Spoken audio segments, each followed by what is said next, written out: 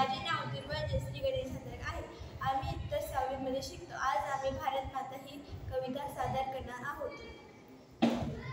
प्रिय आमची भारत माता, आम्ही सारे तिची मुले, रंग वेगळे गंध वेगळे तरी येथील सर्व फुले।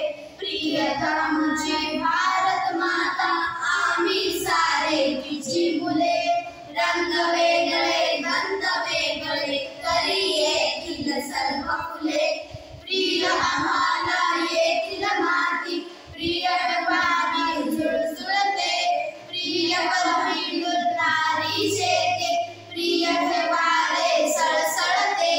प्रियतमचा धवल हिमालय बघे विटाया जो गगना, प्रियतमचे सैल विंदरे, प्रियतमचे गंगा जमुना। मानव सारे समान असतील,